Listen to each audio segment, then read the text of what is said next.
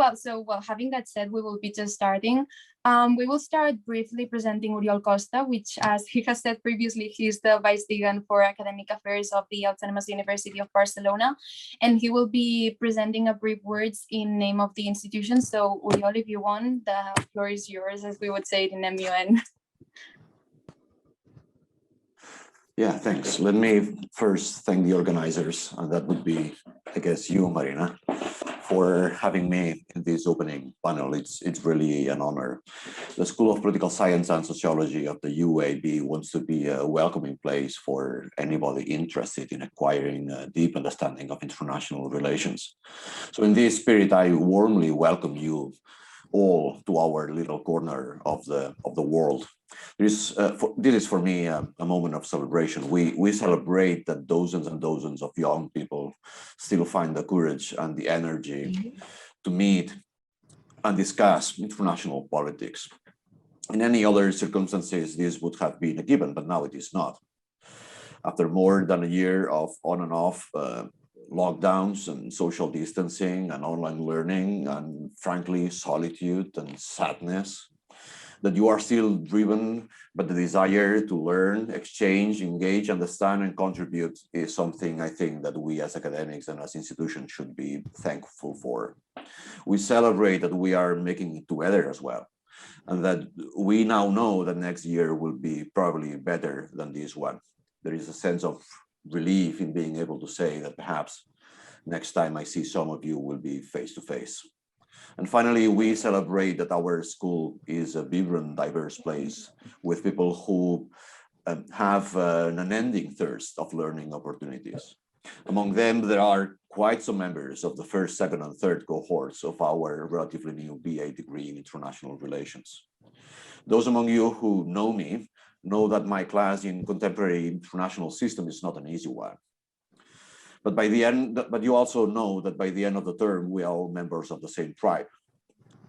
I know some of you are behind the organization of this event, and I tell the rest of the audience that you can trust them full-heartedly. There's nothing they will do carelessly, and no moral standard that they won't meet, even in difficult times. So there is much to celebrate. But there is also much to be scared about. The world looks today a much more dangerous place than just 2 decades ago. Military spending is on the rise. International norms are breaking down in many issue areas. Climate change demands more action and more urgently than we are ready to take, even in spite of the recent sizable upgrades in targets. And refugees and migrants go unattended and mistreated, while borders are given moral status. Avoiding the dangers that the future seems to have in stock for us demands commitment and action as citizens, but it also demands study, analysis, and inquiry from us as internationalists. So make good use of your time. Celebrate your collegiality, your friendship, and your engagement with others. Anticipate the togetherness that we will get back in the future, hopefully the near future, and dig deep in the issues that you care more deeply about. There is not a moment to lose. Thank you very much. Thank you so much, Oriol, for your words. We are very happy to have you here. And on behalf of the Secretariat, we want to thank you for participating and, giving start to this session that we've been working for the past half a year at least. So thank you so much. Well, having that said, we will introduce our first guest speaker, which is Edelmira Campos. She is the assistant, just give me 1 second. She is the External Relationship Officer Assistant of the UNHCR in Madrid. I just wanted to say things correctly because I don't want to make any misunderstanding. I believe she has been working in the OSCE and in some embassies, so she has a wide experience in the field. And she will be presenting a brief talk about international politics and specific topics. So she will be sharing the screen, and the floor is yours, Edelmira. Thank you so much for your participation and for being here. Thank you very much, Marina. Thank you, the organizers. And I would like also to thank the Vice Dean for his introduction that I really share with him, because when I participate in MUN challenges, I usually do it in person. Actually, I used to do it in person, and I very much enjoy the interaction with participants. That will not be possible today because I will share my screen. I will not be able to see you, but I will try to do my presentation more or less interactive. I will ask some questions for you to think and try to answer. There's no wrong answer. It's just to make you follow the presentation. Marina was very wise in advising me to present a bit what is the UNHCR work and what are the latest trends of forced displacement. As the Vice Dean mentioned, COVID times have been very harsh times for all of us. We have found some solutions like the one that allow us to communicate today, but refugees, migrants, asylum seekers have suffered this pandemic in a very strong way. We will also see that during my presentation. I will start by sharing it or trying to share it. I will hide you. Can you see the screen? Yes, we can see the screen. Perfect, thank you. So my presentation will be divided in 6 elements. I don't see you. If there's something that you don't understand, please just interrupt and I will try to clarify. I will start by explaining what is UNHCR, even though I really hope that by now you really know what the agency is and what we do, but I would like to walk you through the history. We are celebrating our 70th anniversary, so I would like to share with you our first 70 years. I would like also to discuss with you who do we protect. It was mentioned before, we protect refugees, but what is a refugee? Most of you must or might know it, and others might have some doubts. We will see the importance of the words. We will then analyze what are the latest global trends of forced displacements. Who are these refugees? Where do they come from? And where are they now? Where are these hosting countries? And then I will try to explain how UNHCR protects refugees, the different instruments. At the end, I will give you some final ideas that have very little to do with policy. It has more to do with personal experience. And some of them have been already mentioned by the Vice Dean. So I think if at least 2 speakers repeat them, that means that they are not that, that means that they are rather relevant. But let's start by the beginning. What is UNHCR? UNHCR is an acronym for United Nations High Commission for Refugees. As I said at the very beginning, we are celebrating, if we can say that it's a celebration, our 70th anniversary. I say that is maybe not a celebration because the idea was not to last that long. We were born in the aftermath of the Second World War that produced or provoked a forced displacement of more than 1 million persons. The idea was that the High Commissioner would protect these persons that were in Europe and was mandated to provide this protection in the next 3 years. We were born for 3 years. We are celebrating our 70th anniversary. So the situation isn't better than then. In the 50 we were born. In the 51 we had our mandate. It's a Geneva Convention. I will talk about this a little bit later. And very soon, in 1956, we have the revolt in Hungary against the Soviet Union. Again, a new displacement. More than 200,000 persons were displaced. That was our first emergency in 56. We are in 2021. How crazy is that? We realized later that not only in Hungary do we have displacement, but in the 60s, as you might know, was the decolonization of Africa. So forced displacement was not focusing anymore in Europe. It was going beyond. It was touching other continents. So we need something else than the Geneva Convention that mandated us for 3 years to protect refugees in Europe. We need something bigger than that. And that's why in 1967, a protocol was adopted. This protocol allowed us to protect refugees worldwide and without the time limitation. You might also notice, or you might also think or heard about how slow international organizations are, how slow United Nations is. We have a mandate from the 50s and we are in 21. I mean, how come we haven't evolved that fast? And the necessities and the needs are still increasing. That's why in 2016, the General Assembly in New York adopted the New York Declaration. The idea was to reinvigorate not only our mandate, but our different policies to better protect refugees. Most refugees are concentrated in certain countries. We will see that later. And these countries need support. So in 2016, the General Assembly decided to work towards two global compacts, one for migrants and another one for refugees. The one for refugees is the one that is linked to UNHCR. The global compact, I don't know, but I hear someone, I think Sierra Leone has the mic on. So maybe you can mute it. Thank you. So the Global Compact on Refugees had four main objectives. First, and all of them linked to responsibility sharing. First, it was to ease the pressure of the host countries, help those countries that were or that are hosting most refugees to protect them better. And then enhance the self-reliance of refugees. Refugees have been the object of our help, but we have realized the importance of making them part of our team and try to find a solution and including them in the solution, making them part of the solution.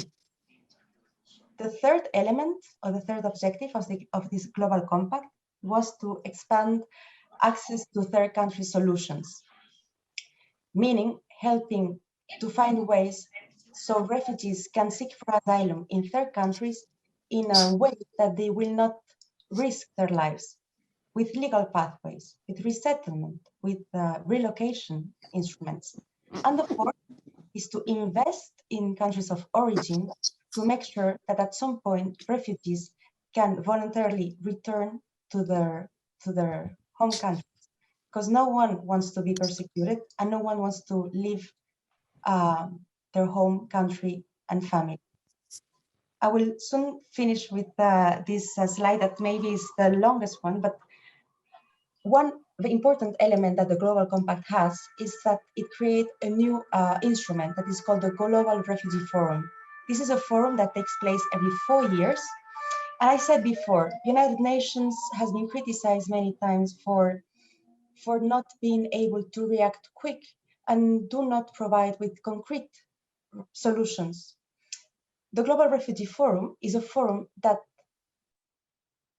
encourages the whole society, but not only the whole society, governments, municipalities, private sector, NGOs, to present concrete pledges, concrete commitments, very, very concrete. For example, Spain pledged to provide 300 scholarships to refugees in the next 4 years. Other countries have pledged to increase the financial support to react to emergencies. Private companies like, for example, IKEA have pledged to develop employment programs for refugees and asylum seekers in different countries. So that's something very important, because we have there the proof that if countries, governments, municipalities, organizations want to commit to protect better refugees, they can do it in this kind of fora. That was a little bit longer than a bit of history. But now let's go to who do we protect? And here I would like to focus on words, because words matter. It is important to know what is a refugee. There's a lot of confusion about refugee, asylum seekers, migrants. It is not clear for many, and actually it should be clear, because the word refugee, it's included in our mandate that, as I mentioned before, is the Geneva Convention and the Protocol of 67. It is a definition that is included in Article 1. And I would like to read it with you, and I will try to explain it to you. So what is a refugee? This definition says that the refugee is a person who, owing to well-founded fear of being persecuted for reasons of race, religion, nationality, membership of a particular social group, or political opinion, is outside the country of his nationality and is unable, or owing to such fear, is unwilling to avail himself the protection of that country. It sounds very complicated. I will just cut it for you, and I will try to highlight what are the main elements that we have to bear in mind while thinking if a person is a refugee or not. First, is a person who has been persecuted or has well-founded fear of being persecuted. What does it mean? To be a refugee, you have to have this persecution component in your story, but you don't have to have suffered this persecution yet. You must just be very aware that this will happen. I don't know if you can think of any example. If we would be in a classroom, I would ask you directly, but I will give you the answer. For example, if I am a girl in a certain country in Africa, and I know that at a certain age, I will suffer genital mutilation, I don't need to reach that age to know that that will happen, because I've seen others around me suffering this mutilation. For example, then I would fit the definition. I haven't been mutilated yet. Hopefully I will never, because I will be able to get protection, but I have a well-founded fear of being so.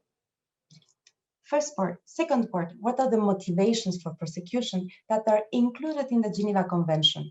Some are very easy, and I will not even discuss them with you because you know it very well. You know what is a race, religion, nationality, and political opinion. But then we have something a little bit vague. Membership of a particular social group. What does it mean? Who could be member of a particular social group? For example, this would apply to LGBTIQ+ persons. Or that would apply, for example, to women that suffer sexual violence in their home countries and they don't get the protection for the authorities because maybe there's no legislation or the authorities do not have the capacity to protect them. Or for example, if I am from a certain country in Central America where there are some gangs, maras, mafias, and I'm persecuted by one of them, of course, I'm not persecuted because of my race, my religion, my nationality, or my political opinion, but I still belong to a social group. I think this is a very important element because remember, we were born 70 years ago as a result of the consequences of a war. How come that those that drafted this convention were smart enough to create a category that was sufficiently elastic so we could include different categories that do not respond to race, religion, nationality, or political opinion? So first, persecution, then the motivations, and then something very important, you have to be outside of the country of your nationality. You cannot seek asylum in your own country. You have to cross the border. You have to cross the border legally or illegally, but you have to seek asylum in another country than yours. So you cannot be inside. And then what does it mean, the last part? The person is unable or unwilling to avail himself the protection. This refers a bit to what I was saying before. Can I close that? That bothers me. Yes, at least like that. Might be that the government is not the one that is doing the persecution. Maybe the government is not able to protect you. So you don't want to ask for the assistance, or you have asked and you haven't got it. So that's the last part of the definition. I know it's a lot of information, but when we are talking about refugees, migrants, asylum seekers, and there's so much confusion, I think it's good to know that there's a document that you can check to see the definition and understand what does this mandate protect, or who does this mandate protect. There's another article, another word that I think really matters, that is included in the Geneva Convention, which is Article 33, and is a word non-refoulement, which obviously is French. So non-refoulement means no contracting state shall expel or return a refugee in any manner whatsoever to the frontiers of territories where his life or freedom would be threatened on account of his race, religion, nationality, membership of a particular social group, or political opinion. So what does it mean, non-refoulement? In Spanish would be principio de no devolución. That means that if you enter a country and you seek for asylum because you have been of fear being persecuted in your own country, the country where you seek for asylum cannot return you. And something very important that I already mentioned earlier, doesn't matter how you enter this country, that you do it legally or illegally. If you seek for asylum, you cannot be returned until your case hasn't been studied and then decided by the government whether you require or not international protection, meaning refugee status or similar. I sound like a dictionary, so many words, so many definitions, but I think they're important because we take them from granted, and we need to bear them in mind in order to better analyze the situation.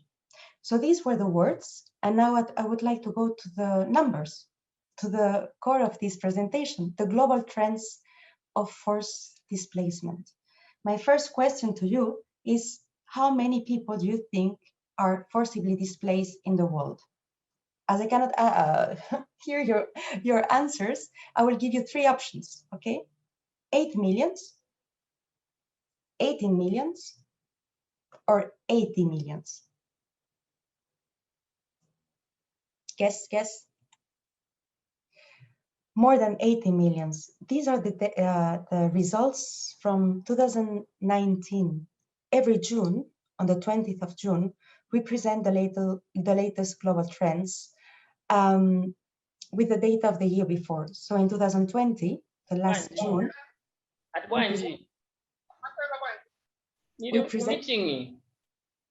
we present. I think someone hasn't been muted. Good evening.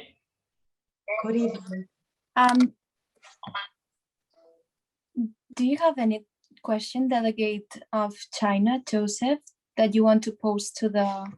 If there is any question that you would like to post to Edelmira, please write it through the chat because I will be moderating the session. And meanwhile, please put your microphones off in order to ensure that the guest speaker is able to provide all the information. And you have any questions, we will either entertain it at the end of the speaker or when Edelmira asks for these questions, if it's okay for you, Edelmira.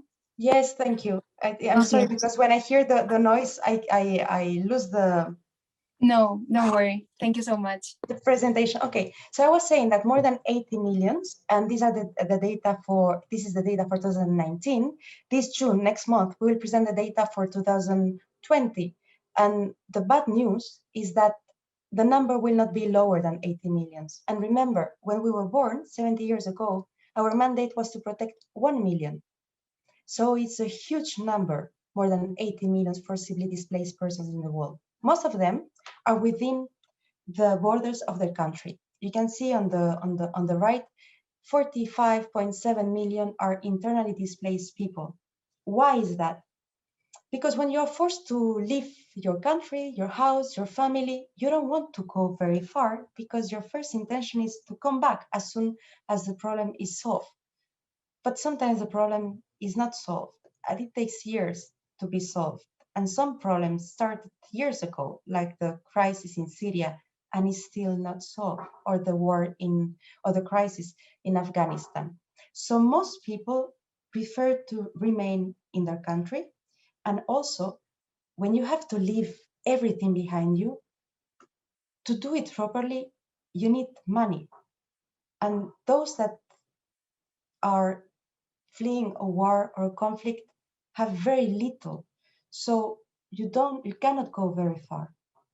So most of those that are forcibly displaced are IDPs, internally displaced people. Then we have 26 million of refugees, most of them under the mandate of UNHCR, 20.4. There are also 5.6 refugees, Palestinian refugees. These are protected by the UNRWA, which is a sister agency. And then we also have the number of 4.2 million asylum seekers.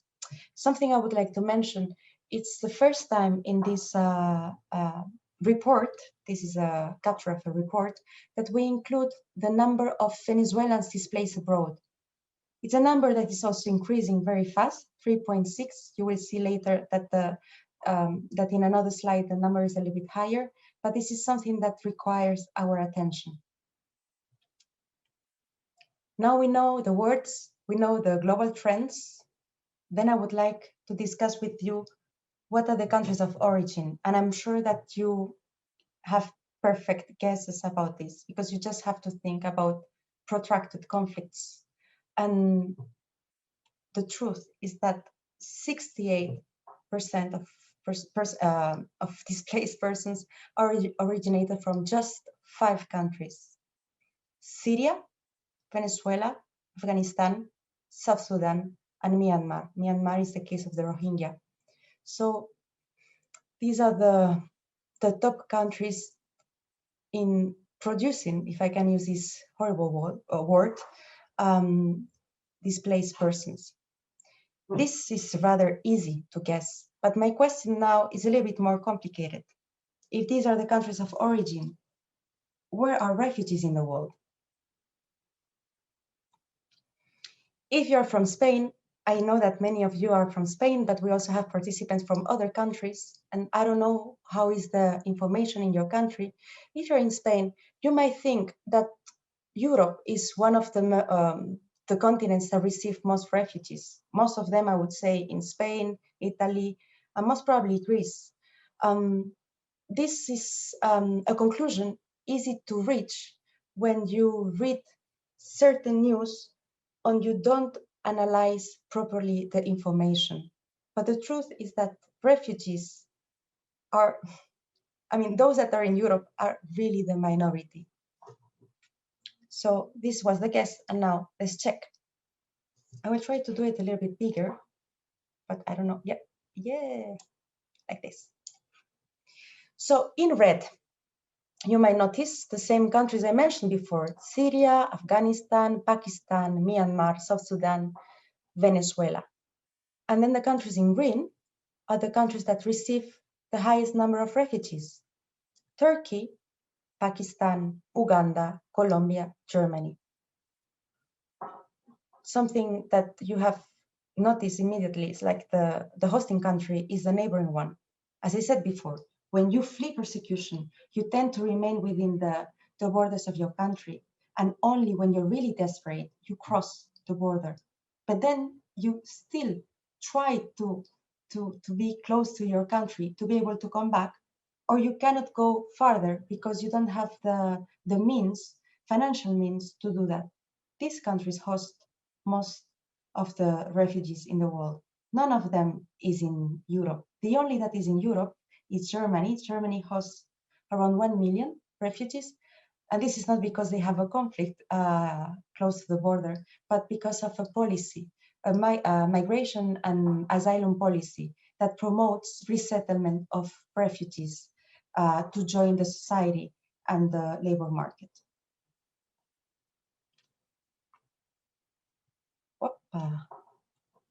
Let's try again. So this is the world. What happens in Spain? I'm sorry for those that are not in Spain and maybe they don't have an idea, but maybe that would allow them to have some more information about the situation in Spain. I am from the Canary Islands. Canary Islands has been receiving high number of migrants lately.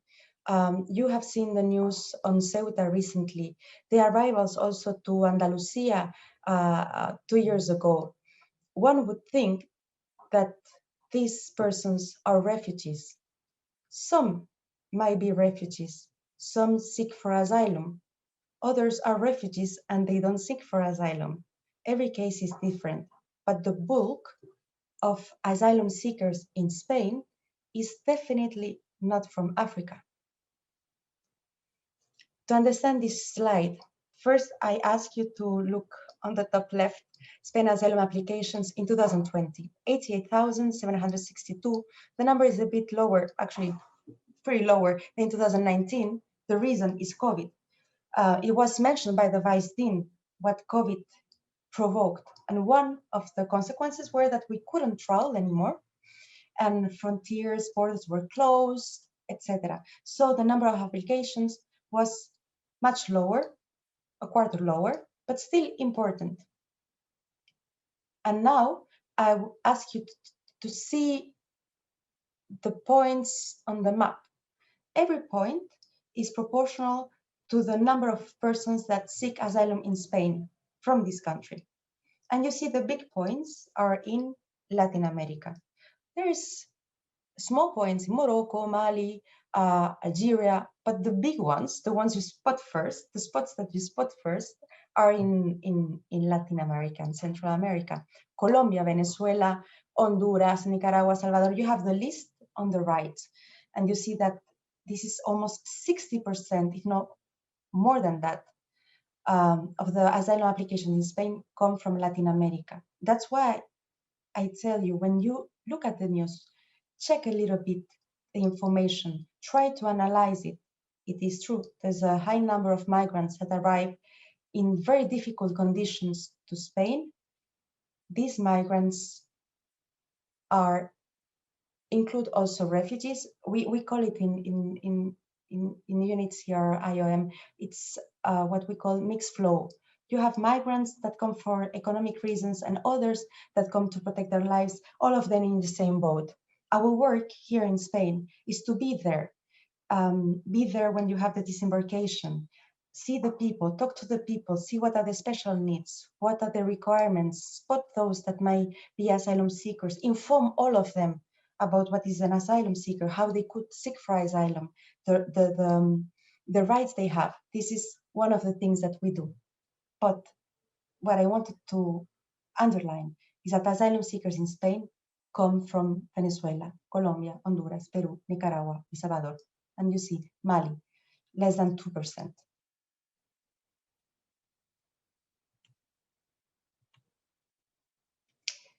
So we have seen the words, we have seen the numbers, a little bit of geography, and now I would like to share with you what do we do in UNHCR to protect refugees. 90% of UNHCR staff is in the field. What means the field? The field means the refugee camps, the borders, the places, the cities where refugees are concentrated. Very few of us are in capitals, and very fewer than that are in Europe. Most of us work in direct contact with refugees.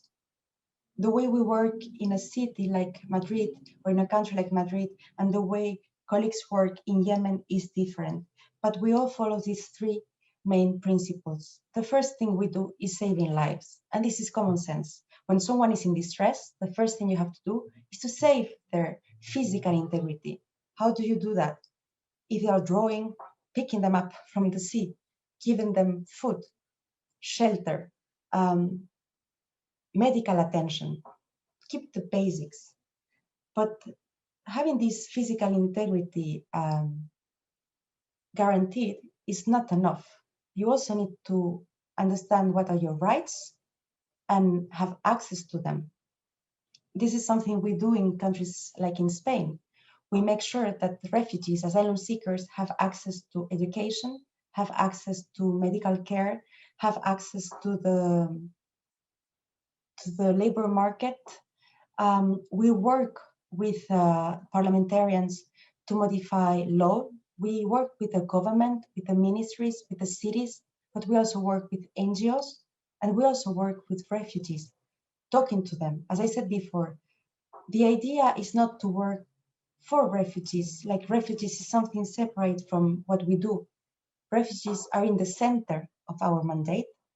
They are the reason why we wake up in the morning and we come to the office or go to the camp. And we need to understand what are the needs, what are the impressions. It's not our own analysis that will really guarantee their protection. We need to understand what are their real needs. So saving lives, protecting their rights, and then providing them durable solutions. Durable solutions, when I start working for UNHCR, I was wondering, what is durable solutions? What does it mean? Well, solutions that last. And these are also three. First, voluntary return.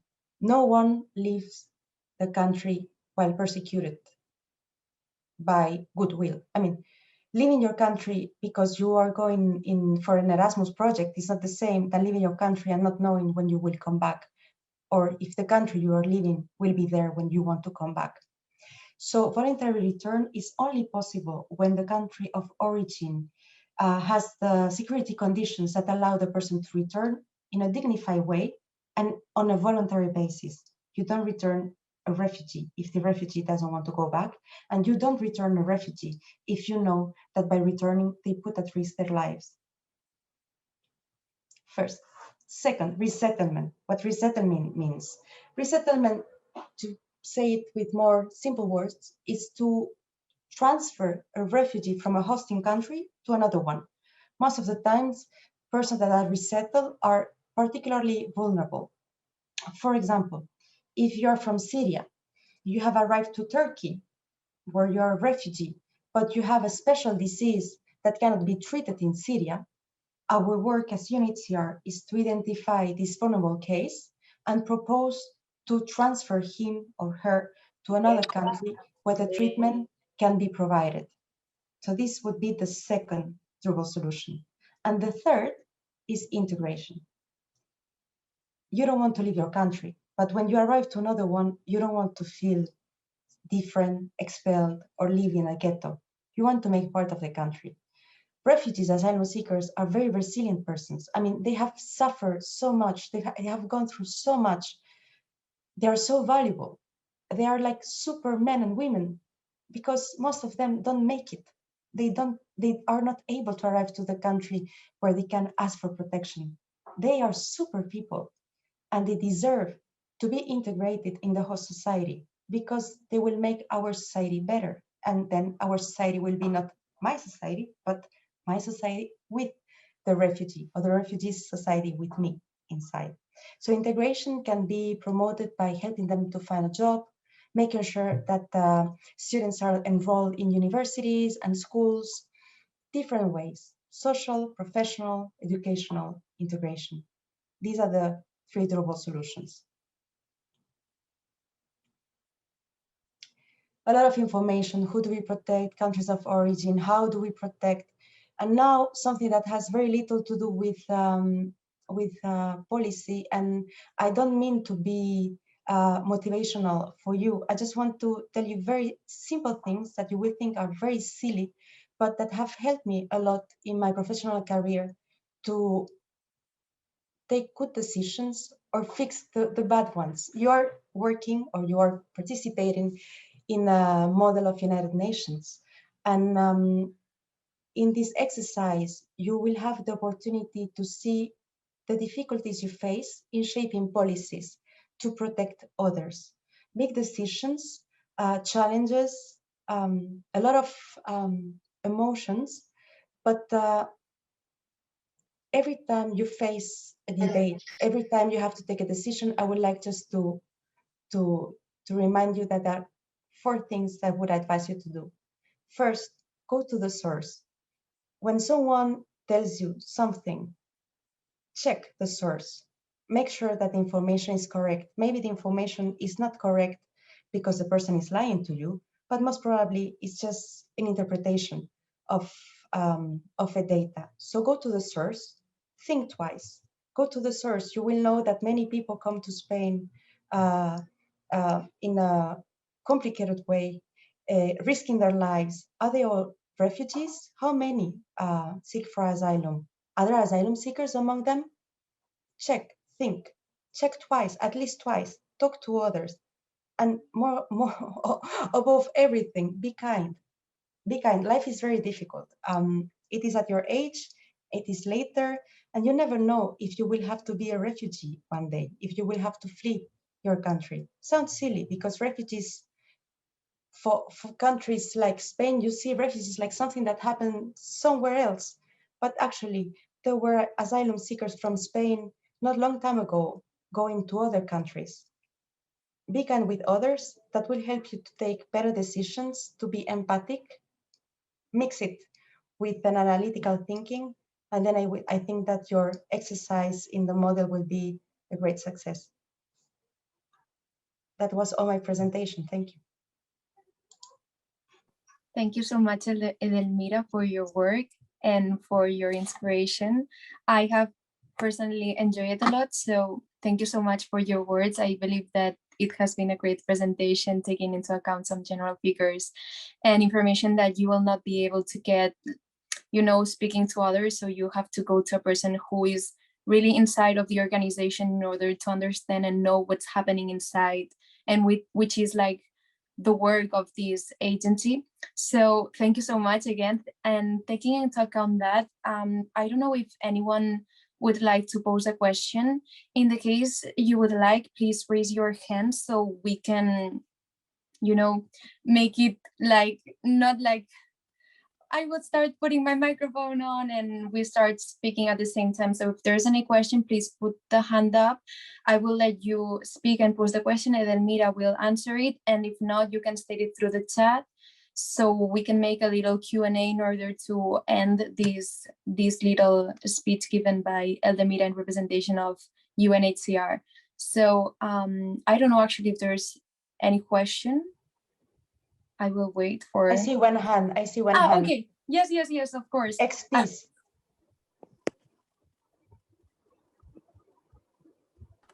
Hello, Marina. You can hear me? Yes. Hello. Thank you for your presentation, Mira. The first thing I want to say, and I have a question for you about the problem in Ceuta that you said before. Do you think that in Spain we are doing the things well about this problem? Do you think the government of Spain, the institutions or the society in Spain are doing the things well about this problem? Thank you, Daniel. We give then the floor to the other person that was raising the hand, but your question is very interesting. And now that you are part of the model of United Nations, something that you know is that United Nations is neutral, impartial. All these elements are not very sexy, I have to say, because you want to give an answer, but when you represent an organization such as mine, this kind of question is a challenge. We are not here to criticize the countries. It's not that you don't have your own opinion.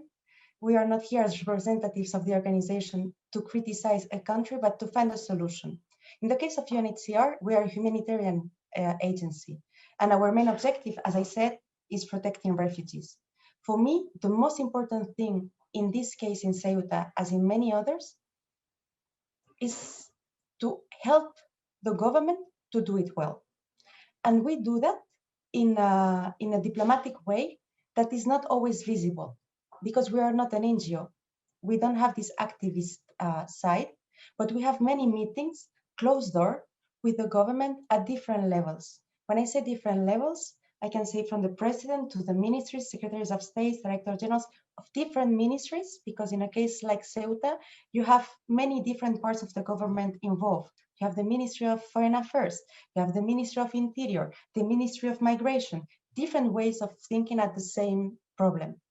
For us, the most important thing is to make sure that those that enter via Ceuta or via any other way, in any other way, are treated in a human way, and those that are asylum seekers or could be asylum seekers are able to seek for asylum. For that, we have to be there, check, inform, analyze, see the needs, identify who do we think has a profile for asylum seeker, and that's what we are doing now. We have colleagues deployed in the autonomous city to identify them and make sure that they are protected. Sometimes they are not protected by the authorities, as I said before, not because the authorities do not want to protect, but they don't know how, or they don't even know that they have to. And it sounds silly. That is in Spain like in any other country. So that's why we have a continuous work of advocacy with the institutions to make sure that everybody involved in interacting with potential refugees are informed of the duty. And I will give you an example. We meet with the lawyers to explain how to look at the case, but we also meet with the police to make sure that the police understand how to interview someone that might be applying for asylum.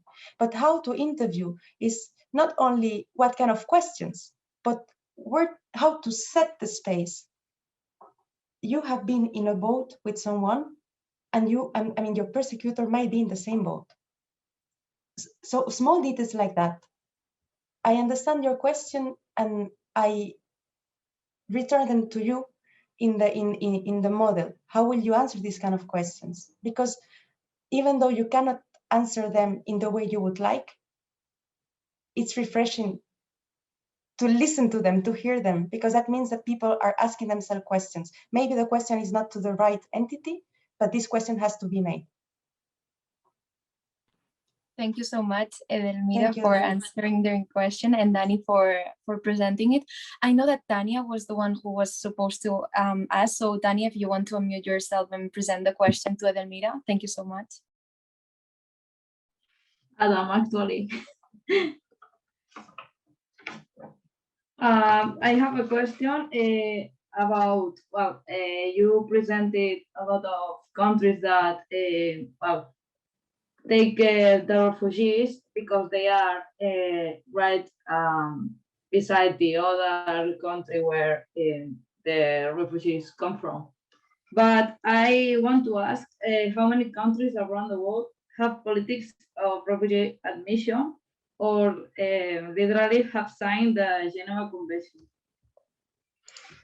I like this question. This is a very interesting question because I was saying that our mandate is the Geneva Convention. So you would think that everybody has signed the convention, no? But actually countries that are hosting most of refugees, I think Lebanon or Jordan, if I might not be completely right, but they haven't signed the convention. Still, they're among the countries that host the highest number of refugees. What is important, I mean, I prefer countries to sign the convention because the convention is legally binding.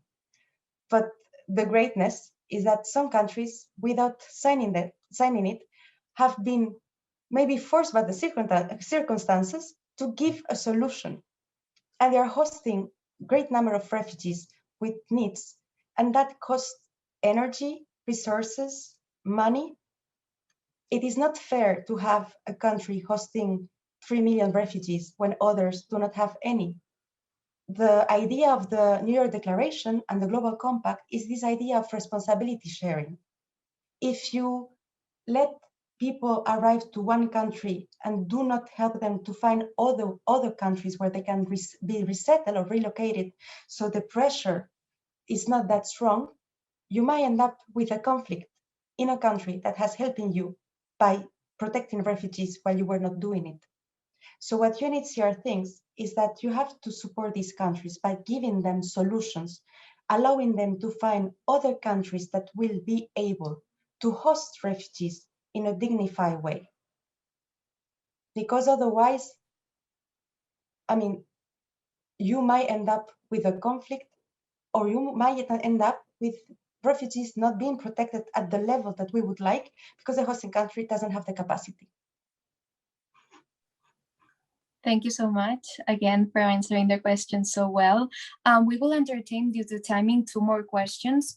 First of all, the one that was raised the hand with, I believe it's the delegate of China, Joseph, if I'm right with the name. I'm trying to look for this person among all the attendees here. So if you want to pose that. Yes. Yes, I wanted to ask, does the UNHCR only employ people within the country that host refugees, or it employ people from the other countries to work with refugees in the camps? Thank you, Joseph. Are you in China, really? That far from Madrid? No, I'm in Africa. I'm in Africa. Okay. But I'm representing China. Okay, that's so confusing. As a delegate of China, but I'm in Africa. Okay, thank you for your question, Joseph. UNHCR hires people from any country in any country. You can be in any, I mean, you apply for a position. There are different categories, of course. There are local staff, that positions are only for nationals. Sorry? There are, as I said, for example, in this office in Madrid, you have local staff. It is national staff. Spanish people living in Spain, but there are other positions for international people, from people from other countries. I would say that UNHCR hires the best candidate for every position. You can be in Africa and apply for a position in Europe or in America. If you are the right candidate, I hope you will get it. Thank you so much for the answer. And we will entertain the last question that was posed, well, actually was going to ask Hiva, which is one of the chairs. So if you would like to unmute and ask the question, you are welcome to do so. Thank you. Can you hear me?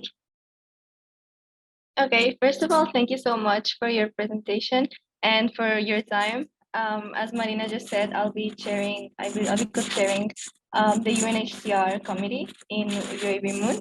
And well, my question is rather, it would look simple, but I think it's very interesting and relevant to our debate.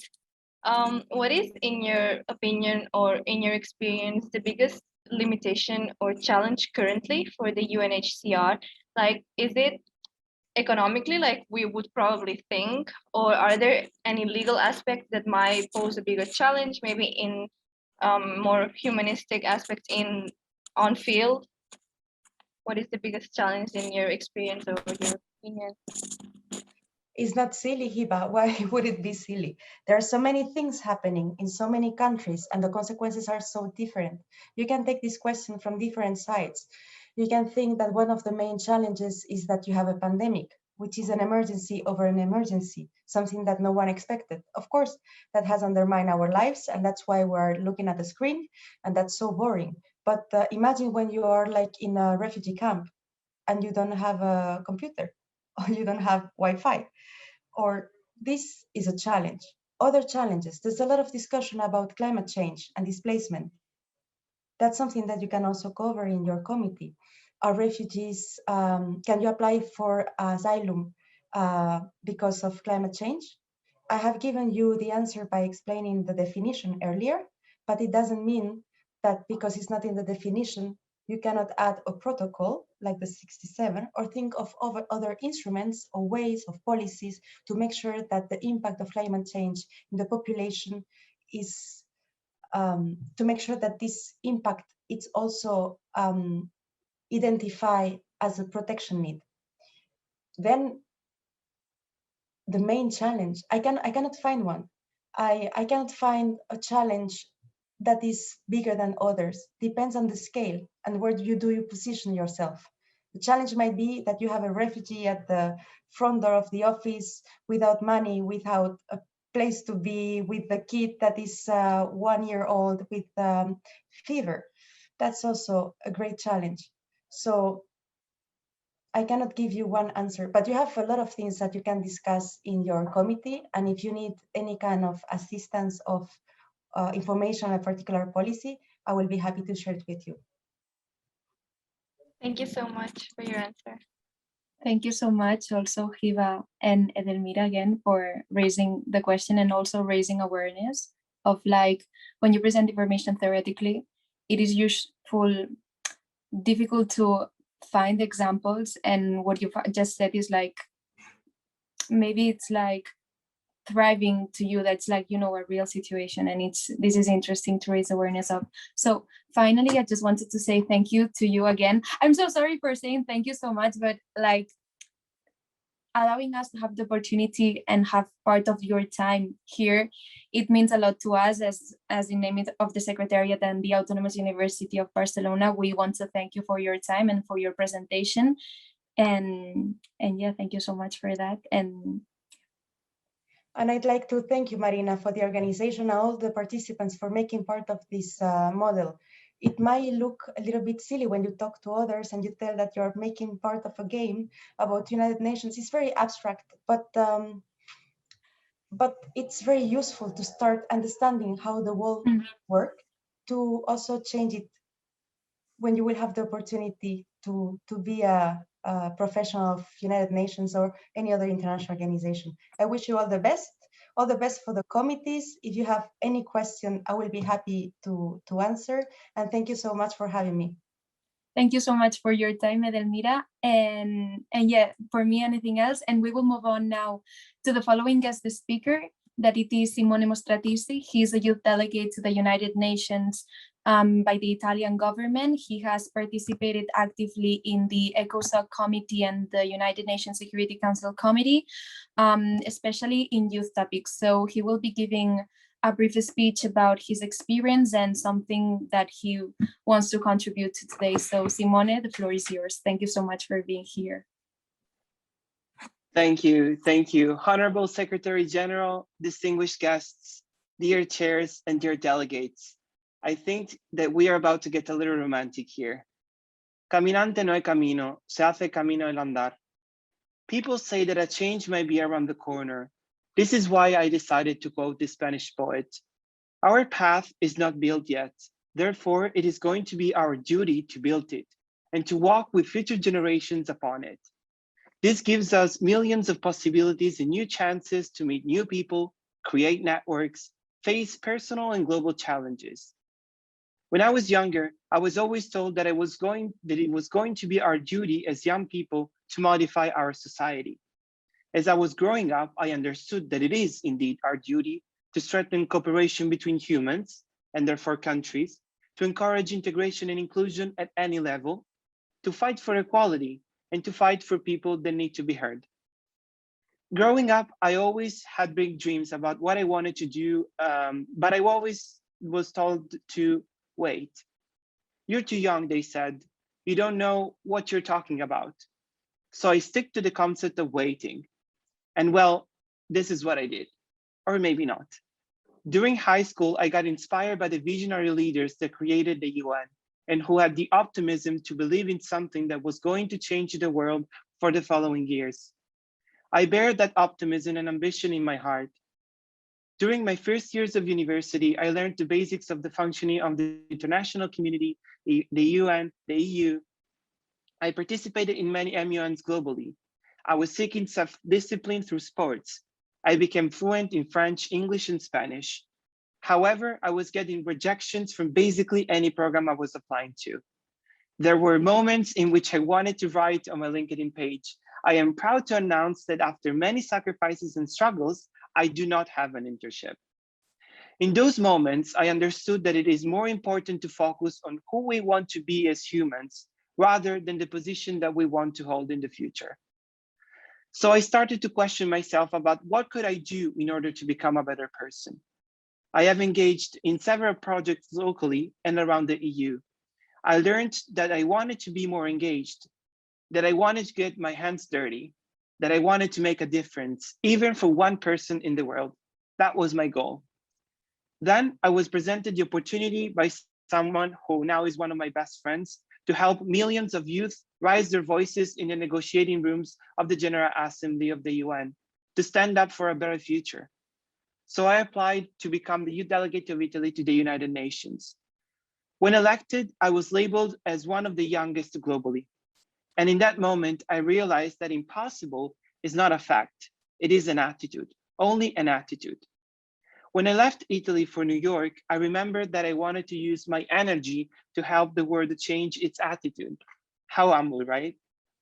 This lasted up until I entered the main door of the General Assembly.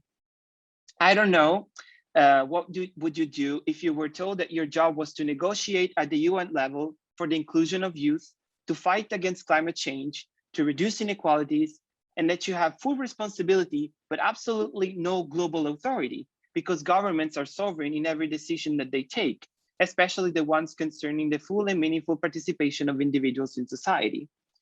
I honestly would love to hear what you would do on your first Monday morning, but hey, this is what I did. I basically panicked, and I panicked again.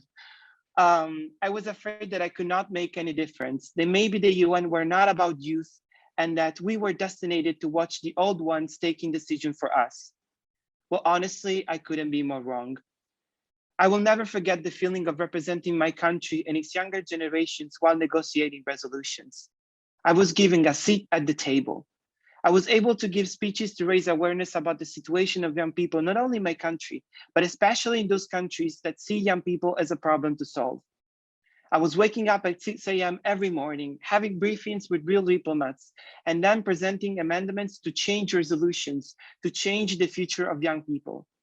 If I think that some of the amendments that I have personally drafted are today part of a real approved UN resolution, I think I might start crying, and I bet you don't want to see that live.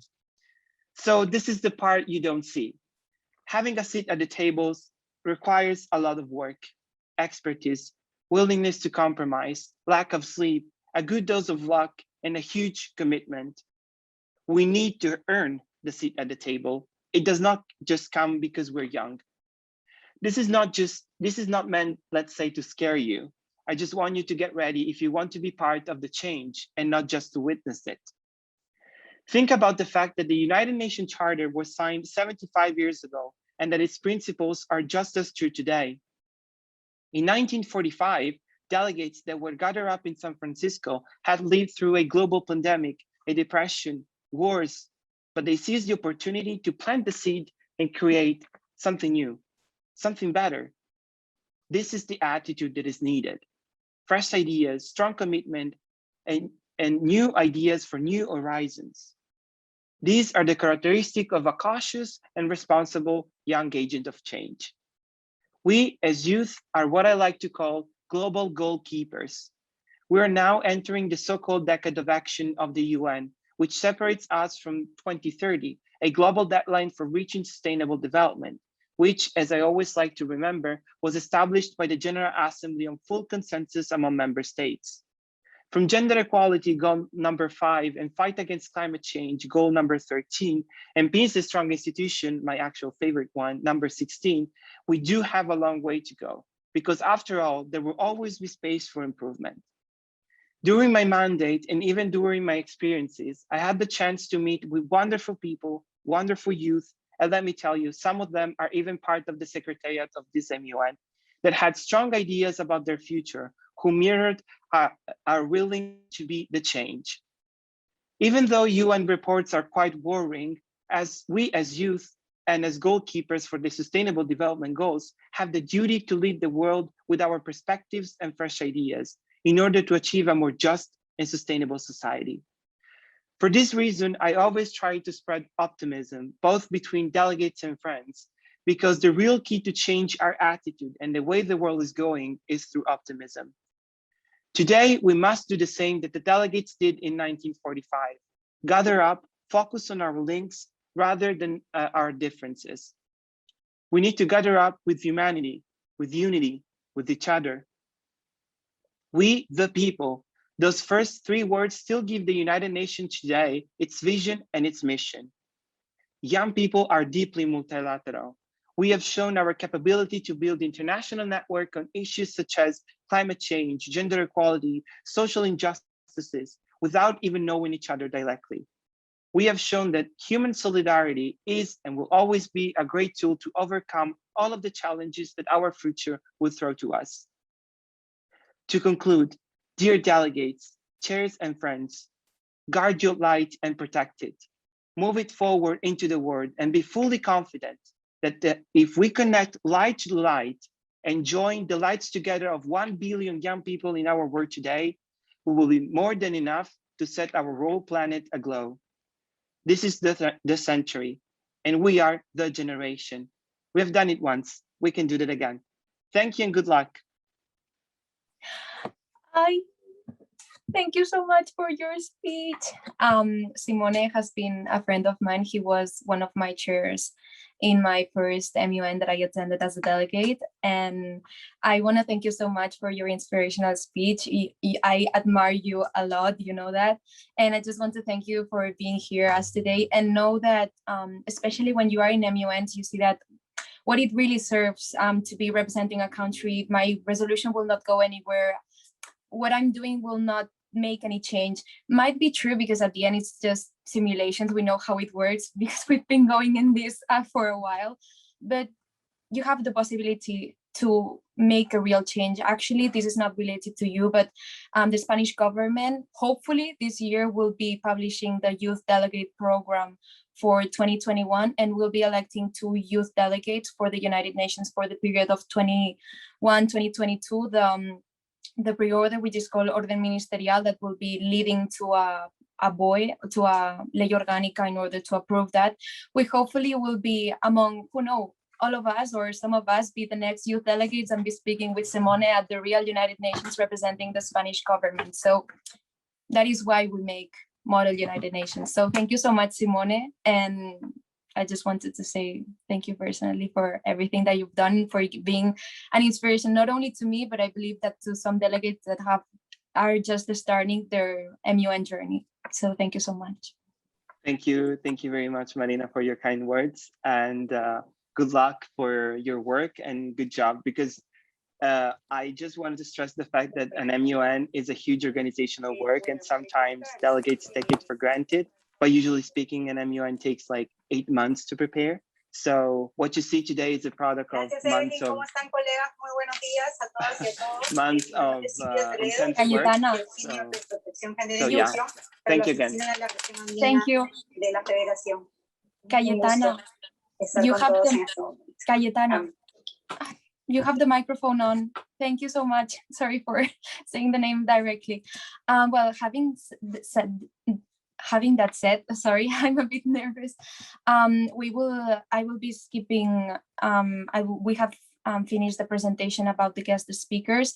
I will give a brief speech about the organizational logistics and some personal considerations in order to finalize this first opening ceremony. And then, if you want, you are more than invited to the first social event that will be taking place nearly after the closing ceremony, which theoretically we should have finished by 5:30, but taking into account that we have been very smooth and people have been very punctual, we will be finishing in 5 minutes. So, well, first of all, I wanted to thank the Vice Chancellor for students, which is Mr. Costa, and also the guest speakers, which I believe Eldemira has gone, but Eldemira and Simone for being here today and giving part of their time. And I just wanted to say that welcome to our first Model United Nations at the Autonomous University of Barcelona.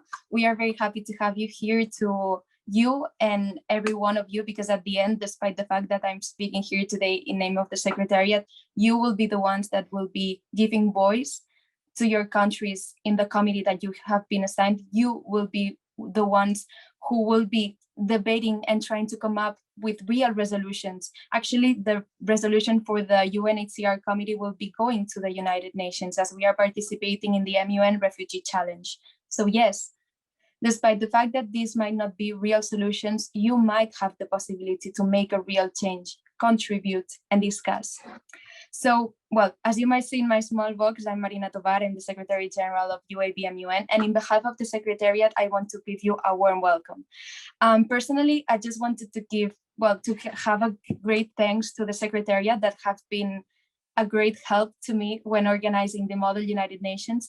Also, I just wanted to thank the chairs who have been making a lot of hard work in order to provide you the study guides, which is a long document that I hopefully that all of you have read in order to prepare your country's position. And also, I just wanted to thank that all Xavi and Anna, which are the ones that you might not be seeing here today, but are the ones that are being having with me the meetings and having to deal with everything that has been coming up these further months.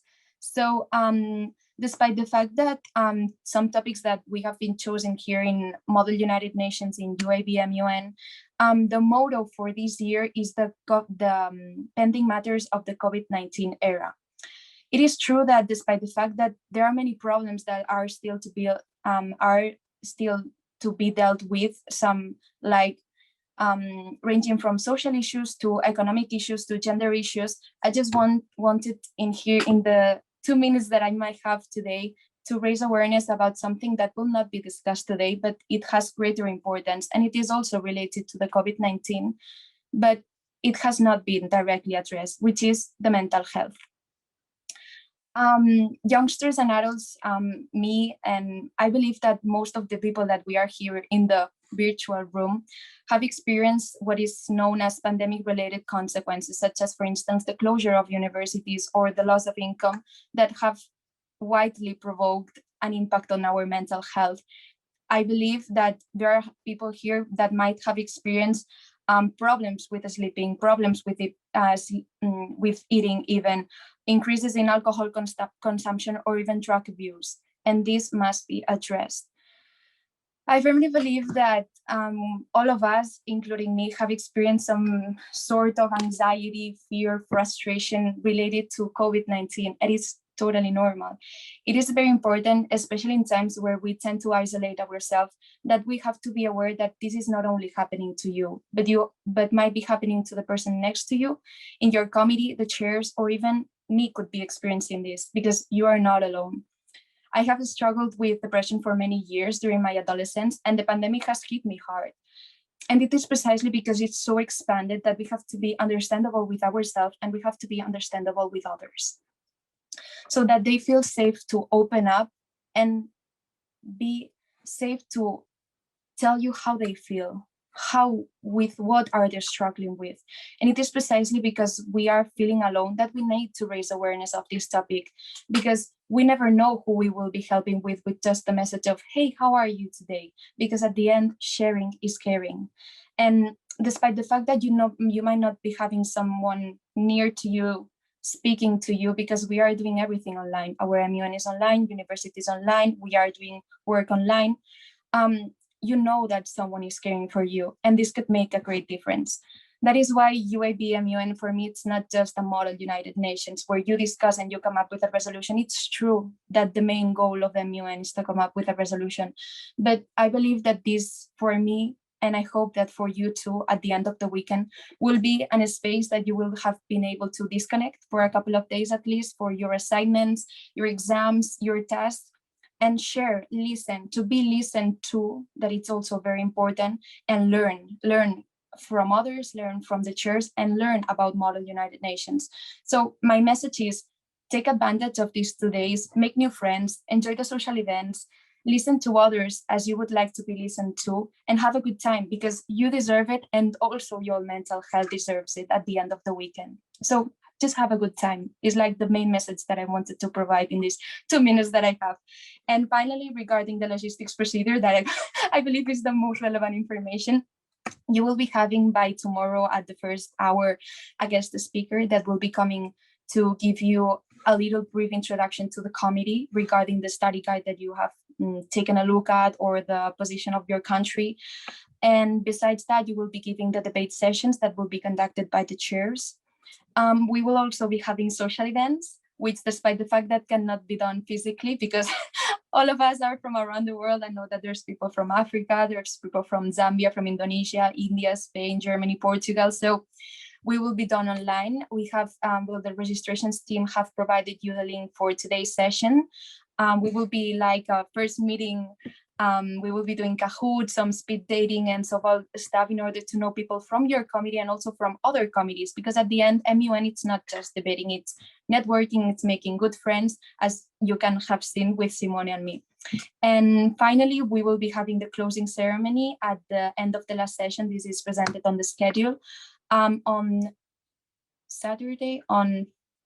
Sunday evening, at the end of the session, where the chairs will be giving the awards to the delegates that have made the greatest performance, and we will be saying goodbye to our first edition of Model United Nations. But nevertheless, we are just starting. So I just wanted to name again, and thank you, and in name of the Secretariat, thank you so much for being here. Thank you so much for attending, and thank you so much for your time, for being here in the opening ceremony, not only today, but also in the following days. So yeah, I declare that it's officially open. As we would say, I would usually have some things that the judges have, and I would say, psh, and I would say the MUN is officially open. And having that said, we will be having our first social event in 30 minutes, because it's starting at 17:45. And we welcome everyone that would like to have something differently related to this institutional related meetings. So we hope to have you there and to see you tomorrow at the beginning of the first debate session. Thank you so much, and thank you for having us here.